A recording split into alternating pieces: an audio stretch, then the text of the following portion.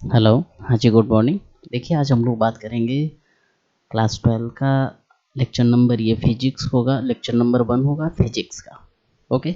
Chapter number 1 है वैद्युत आवेश व क्षेत्र, इसका लेक्चर 1 वैद्युत आवेश एवं क्षेत्र स्टार्ट होता है। ठीक है। तो इसमें सबसे पहली हेडिंग आती है आपकी वैद्युत आवेश क्या होता है। ओके। तो इसमें अगर हमसे कोई पूछता है कि वैद्युत आवेश क्या होता है, तो हम छोटा सा बताएंगे। क्या? जब हम हल्की वस्तुओं को आपस में क्या करते हैं, रगड़ते हैं। कोई भी हल्की वस्तुएं हों और उन्हें आपस में क्या किया जाए, रगड़ा जाए, तो उनमें आकर्षित करने का क्या आ जाता है, गुण आ जाता है। मतलब हल्की वस्तुओं में आकर्षित करने का गुण आ जाता है। इसी को क्या कहते हैं, वैद्युत आवेश। तो इसे आप लिख सकते हैं बहुत आसानी से भाषा में। क्या? जब दो वस्तुओं को आपस में रगड़ा जाता है तो उनमें हल्की वस्तुओं को आकर्षित करने का गुण आ जाता है, इसे ही वैद्युत आवेश कहते हैं। ओके। इसमें इसी टाइप से लिख लीजिएगा। जैसे कि एग्जाम्पल के तौर पे ये भी बताया गया, जब हम दो वस्तुओं जैसे कि कांच हो गया, रेशम हो गया, मतलब कांच की छड़ और रेशम को आपस में रगड़ते हैं तो दोनों वस्तुएं कैसी हो जाती हैं, आवेशित हो जाती हैं। परंतु इन दोनों वस्तुओं पर आवेश एक दूसरे से विपरीत प्रकृति का होता है। मतलब एक पे धनावेश होता है तो एक पे ऋणावेश, मतलब एक वस्तु धनावेशित तथा दूसरी वस्तु ऋणावेशित हो जाती है। क्या बताया? जब कांच की छड़ और रेशम को आपस में रगड़ते हैं तो आवेशित दोनों वस्तुएं होती हैं, लेकिन इन दोनों वस्तुओं पे आवेश जो होता है वो विपरीत प्रकृति का आता है। एक पे धनावेश होता है तो दूसरी पे ऋणावेश।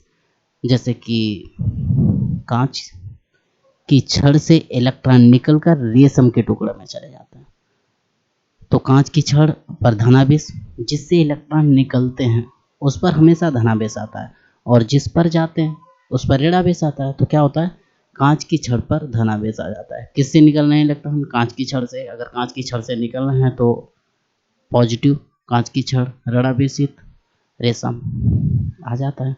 क्योंकि ऋणावेशित परमाणु क्योंकि ऋणावेशित परमाणु इलेक्ट्रॉन कांच की छड़ से निकल जाते हैं। ओके। और हम जानते हैं कि इलेक्ट्रॉन पर ऋणावेश होता है, इसी कारण कांच की छड़ पर धनावेश आ जाता है जब इलेक्ट्रॉन निकलते हैं। मतलब देखो, जैसे ये दो वस्तुएं हैं, ये क्या है, ये दो वस्तुएं हैं। कहाँ राजा जी, कहाँ चले गए? यहाँ पे जैसे कि ये दो जो बड़े वस्तुएं हैं, एक ये हो गई, एक ये हो गई, है ना।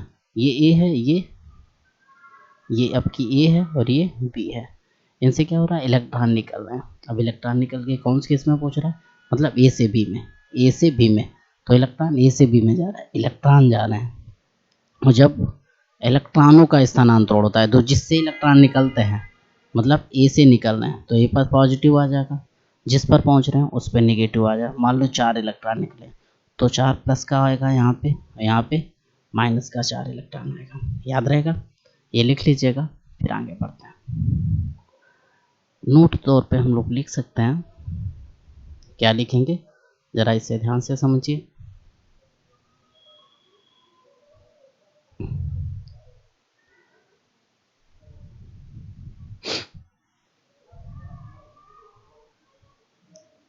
इसमें कुछ नोट बनाना चाहो तो बना लीजिएगा। जैसे कि क्या, परमाणु में भाग लेने वाले इलेक्ट्रॉन, मतलब जो परमाणु होता है उसके अंदर क्या होता है, इलेक्ट्रॉन और प्रोटॉन होता है। जैसे कि ये हो गया, है ना। यहाँ पे ये क्या है ना, ये परमाणु है, इसके बाहर इलेक्ट्रॉन चक्कर लगाते हैं। क्या लगाते हैं, चक्कर। तो यहाँ पे क्या होगा, इसमें इलेक्ट्रॉन है, इलेक्ट्रॉन इलेक्ट्रॉन इलेक्ट्रॉन, तो बाहर इलेक्ट्रॉन रहते हैं, अंदर न्यूट्रॉन और प्रोटॉन रहते हैं। तो क्या बताया, परमाणु में भाग लेने वाले इलेक्ट्रॉन प्रोटॉन और न्यूट्रॉन ही होते हैं। मतलब प्रोटॉन और न्यूट्रॉन परमाणु के अंदर होते हैं, मतलब नाभिक में होते हैं। जबकि इलेक्ट्रॉन परमाणु की बाहरी कक्षा में क्या करते हैं, मूव करते हैं। ये इलेक्ट्रॉन है, बाहरी कक्षा में घूम रहे हैं, है ना। तो बाहरी कक्षा में मूव करते हैं या घूमते रहते हैं। इलेक्ट्रॉन पर क्या होता है, ऋणावेश होता है, -1.6 × 10⁻⁻19 कूलाम। जबकि प्रोटॉन धनावेशित होता है, E बराबर प्लस का 1.6 × 10⁻⁻19 कूलाम। मतलब E बराबर P होता है चार्ज के बेसिक पे, वही मैग्नीट्यूड बेसिक पे, राइट, ये याद रखना। तो वहीं पे अगर नोट बनाया जाए तो नोट सबसे बेहतरीन आपका बनेगा ये, इसे आप जरूर लिख लीजिएगा। क्या इलेक्ट्रॉन पर जो आवेश होता है वो माइनस इलेक्ट्रॉन होता है, इसकी वैल्यू -1.6 × 10⁻19 होती है, और इस पे क्या होता है 1.6 × 10⁻−19 कूलम, और इस पे प्लस का 2 इलेक्ट्रॉन होता है अल्फा कण पे। तो इसे जरूर लिखिएगा, फिर इसके बाद आगे बात करते हैं। ओके, थोड़ा जल्दी करिएगा।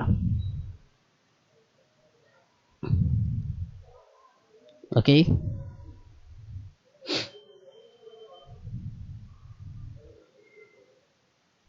लिख लीजिएगा, फिर आगे बढ़ते हैं। आगे अगर देखते हैं तो क्या टॉपिक रहेगा अपना आगे। आगे रहता है कि जो आवेश होता है आपका दो प्रकार का होता है। कैसा कैसा? एक तो पॉजिटिव होता है आवेश। कैसा होता है? दो प्रकार का। नंबर 1 होता है धनावेशित, धनावेश होता है। नंबर 2 कैसा होता है? ऋण आवेश। ओके। और एक प्रकार होता है क्या, आवेश को दो भागों में बांटा जाता है ना। तो दो भाग कौन कौन से रहने वाले हैं, जरा ये देखिए। ये दो भाग हैं आपके, इनमें एक भाग जैसे कि सजातीय हो गया और विजातीय हो गया, इस टाइप में बांटे जाते हैं। ओके, तो इसमें अगर हम लोग बताएं कि सजातीय आवेश कौन से होते हैं, नंबर 1 अगर बताते हैं। ओके, तो सजातीय आवेश वे होते हैं एक जिनमें एक ही प्रकृति होती है, मतलब प्लस प्लस के अगर हैं, पॉजिटिव पॉजिटिव या निगेटिव निगेटिव, मतलब एक ही प्रकृति के हो जाए, तो ये क्या करेंगे, एक दूसरे को प्रतिकर्षित करेंगे, है ना। क्या करते हैं? प्रतिकर्षित। तो ये कैसे कहलाएंगे? सजातीय आवेश। मतलब एक ही प्रकृति के आवेश सजातीय होते हैं, और प्रकृति क्या होती है इनकी, ये एक दूसरे को प्रतिकर्षित करता है। विजातीय अगर आवेश देखा जाए तो पॉजिटिव निगेटिव, निगेटिव पॉजिटिव, ये क्या होगा, विपरीत प्रकृति के। ये क्या करते हैं, एक दूसरे को आकर्षित करते हैं। और विपरीत प्रकृति के आवेशों को क्या कहा जाता है? विजातीय आवेश। ओके, तो जरा डेफिनेशन देख लीजिएगा। डेफिनेशन अगर बात की जाए तो सबसे पहली तो क्या बताएंगे, इसमें हम लोग बताएंगे कि सजातीय आवेश में एक ही प्रकृति के आवेशों को सजातीय आवेश कहते हैं, और ये एक दूसरे को क्या करते हैं, प्रतिकर्षित करते हैं। राइट, लिख लीजिएगा। फिर इसके बाद में आता है विजातीय आवेश। क्या होता है? ओके, तो विजातीय आवेश अभी मैंने समझाया, क्या बताया कि विपरीत प्रकृति के आवेशों को क्या कहा जाता है? विजातीय आवेश। मतलब विपरीत प्रकृति के आवेशों को विजातीय आवेश कहा जाता है, और ये एक दूसरे को आकर्षित करते हैं। क्या करते हैं? आकर्षित करते रहते हैं। ओके, लिख लीजिएगा जल्दी से, इसके बाद आगे बढ़ते हैं। ओके, नेक्स्ट देखिए। नेक्स्ट अगर बात करें अपना कि मूल आवेश क्या होता है, अगला टॉपिक बहुत अच्छा है, मूल आवेश। ये कई बार पूछा भी जाता है, बोर्ड एग्जाम में भी कई बार पूछा गया, तो मूल आवेश इजी रहेगा। क्या? आवेश की वह न्यूनतम मात्रा जो किसी वस्तु या कण पर हो सकते हैं। क्या बताया? आवेश की वह न्यूनतम मात्रा जो किसी वस्तु या कण पर हो सकती है, मूल आवेश कहलाता है। इसी टाइप में लिख लेगा। ओके, हमने किस टाइम में आपको बताया? हमने बताया कि आवेश की वह न्यूनतम मात्रा जो किसी कण या वस्तु पर हो सकती है, मूल आवेश कहलाता है। इसका मान जो होता है, इसका मान 1.6 × 10⁻19 कूलम होता है, जो कि इलेक्ट्रॉन के आवेश के बराबर होता है। ओके, याद रखिएगा। नेक्स्ट देखिए, नेक्स्ट आता है आवेश का क्वांटीकरण। तो इसमें थोड़ा सा समझ लेते हैं पहले। जैसे कि हमने बताया था कि कोई भी दो वस्तुएं हैं, जैसे कि कोई भी दो वस्तुएं, एक ये है, ये, और एक ये है। ओके, ये ए है, ये बी है। हमने बताया था कि इन्हीं दो वस्तुओं में आवेश का स्थानांतरण अगर हो रहा है तो वो या तो ऐसे ई 2e 3e इस टाइप में होगा, मतलब इस टाइप में या तो हो रहा ई 2e, मतलब ई 2e 3e 4e, या डट डट डट एन के रूप में होगा। मतलब किन्हीं दो वस्तुओं में आवेश का स्थानांतरण प्राय ई 2e 3e 4e डट डट एन के रूप में होता है ना। इसी को आवेश का क्वांटीकरण कहता है। जो इलेक्ट्रॉन देता है, इलेक्ट्रॉन देता है, इलेक्ट्रॉन देता है वो पॉजिटिव होता है, और जो इलेक्ट्रॉन लेता है वो क्या होता है, निगेटिव होता है। याद रखना, इलेक्ट्रॉन देने वाले को दाता, इलेक्ट्रॉन दाता हमेशा पॉजिटिव होगा, इलेक्ट्रॉन ग्राही हमेशा निगेटिव होगा। ओके, इस टाइप से लिख सकते हैं। या फिर एक और दूसरी डेफिनेशन लिख सकते हैं। क्या, जरा देखिए, आवेश का क्वांटीकरण। ये भी इजी है कि किन्हीं भी दो वस्तुओं में या किसी वस्तु पर आवेश की मात्रा इलेक्ट्रॉन का पूर्ण गुणज, ये पूर्ण है, पूर्ण गुणज E2E3 हो सकते हैं, इसे ही आवेश का क्वांटीकरण कहता है। ओके, या फिर ये याद रखिए, तो ये भी सरल है। ओके, लिख लीजिएगा। क्या बताया, किसी वस्तु पर आवेश की मात्रा इलेक्ट्रॉन का पूर्ण गुणज होती है, इसे ही आवेश का क्वांटीकरण कहते हैं। आवेश के क्वांटीकरण में आवेश की मात्रा पूर्ण होनी चाहिए। ओके,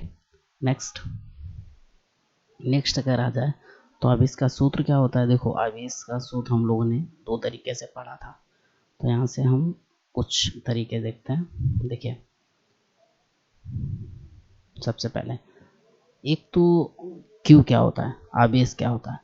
अगर कोई नॉर्मल पूछ दे, आवेश तो हमें पता है, किन्हीं दो हल्की वस्तुओं को आपस में, किन्हीं दो वस्तुओं को आपस में जब हम क्या करते हैं, रगड़ते हैं, तो उनमें क्या आता है, आकर्षित करने का गुण, उसे ही क्या आवेश कहते हैं, है ना। और अगर धारा की बात की जाए तो क्या करेंगे, आवेश के प्रवाह की समय दर को क्या कहते हैं, वैद्युत धारा। हीटिंग डाल सकते हैं, वैद्युत धारा थोड़ा सा लिख लेंगे चूंकि न्यूमेरिकल होंगे इस टॉपिक से। फिर आगे चल के चैप्टर पूरा है, वो चैप्टर हम लोग पढ़ेंगे। ओके, तो इसमें हम लिख सकते हैं क्या, आवेश के प्रवाह की समय दर को वैद्युत धारा कहते हैं, वैद्युत धारा कहते हैं। इसे आई से प्रदर्शित करते हैं, किससे, आई से प्रदर्शित करते हैं, प्रदर्शित करते हैं। अब आई बराबर क्या होगा, आवेश की समय दर, मतलब आवेश बटे टी, आई बराबर क्यू बटे टी, है ना। इसका मात्रक भी हम भी लिख देते हैं, जरा देखो यहाँ पे बनाओ, है ना। इसका मात्रक क्या होगा, इसका मात्रक होगा, देखो क्यू का मात्रक कूलाम होता है और समय का सेकेंड, तो क्या लिखोगे, कूलाम प्रति सेकेंड होता है। इसका मात्रक क्या होता है, कूलाम प्रति सेकेंड। अगर इसकी विमा की बात की जाए, विमा क्या आएगी, विमा आएगी ए, अथवा इसका मात्रक क्या होता है, एम्पियर। इसका मात्रक एम्पियर भी होता है, एम्पियर भी होता है। ओके, अच्छा, यहाँ से अगर इतना होता है तो ज़रा एक चीज़ और डिफाइन कर लीजिए आप लोग अच्छे से, चूँकि क्यू बराबर आई टी तो आपका आ ही चुका है ना। इससे पहले आवेश का क्वांटाइजेशन जो हमने पढ़ा, क्या पढ़ा, आवेश का क्वांटीकरण, है ना। तो आवेश के क्वांटीकरण में हमने जो चीज़ें पढ़ी, तो आवेश के क्वांटीकरण से, आवेश के क्वांटीकरण से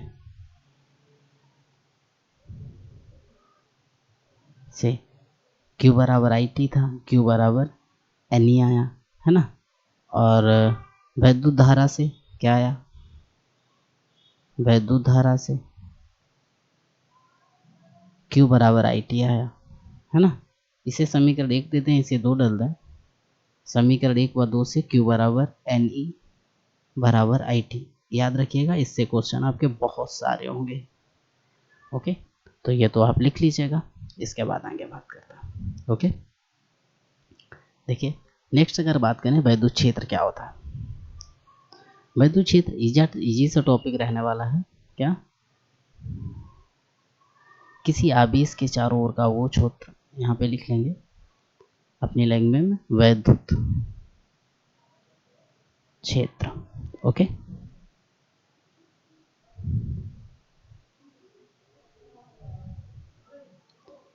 वैद्युत क्षेत्र इसमें लिखेंगे किसी,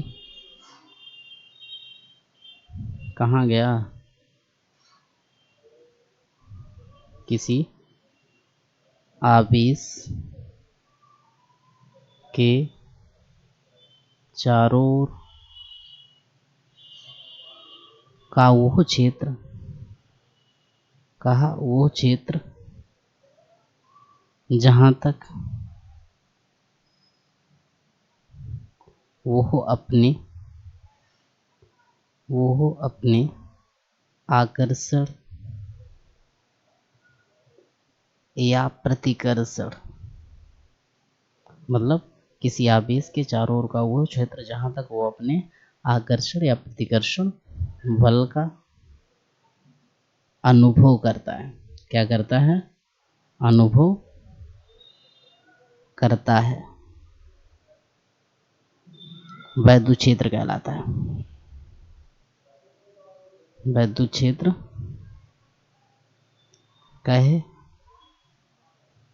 कहलाता है। याद रहेगा तो लिख लीजिएगा, किसी आवेश के चारों ओर का वो क्षेत्र जहां तक वह अपने आकर्षण या प्रतिकर्षण बल का अनुभव करता है, वैद्युत क्षेत्र कहलाता है। ओके, अब आगे अगर बात करें तो आगे अपना रहने वाला है क्या? वैद्युत क्षेत्र की तीव्रता। तो वैद्युत क्षेत्र की तीव्रता तो आपकी इच ही है, इसे आप अच्छे से देख सकते हैं। क्या? प्रति एकांक परीक्षण आवेश पर लगने वाले बल को वैद्युत क्षेत्र की तीव्रता कहते हैं। ओके, क्या बताया? प्रति एकांक परीक्षण आवेश पर लगने वाले बल को वैद्युत क्षेत्र की तीव्रता कहते हैं। या फिर ये बता सकते हो आप आसान शब्दों में, वैद्युत क्षेत्र में किसी बिंदु पर रखे परीक्षण आवेश और उस बिंदु पर लगने वाले बल तथा परीक्षण आवेश के अनुपात को वैद्युत क्षेत्र की तीव्रता कहते हैं। अगर ये याद रहे तो ठीक है, नहीं तो अपनी भाषा में लिख लीजिएगा। क्या भाषा में लिखेंगे जरा देखिए।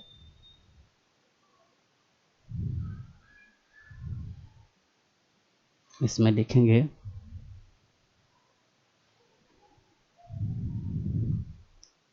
वैद्युत क्षेत्र में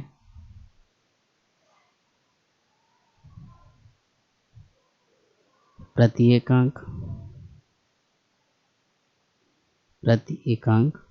परीक्षण आवेश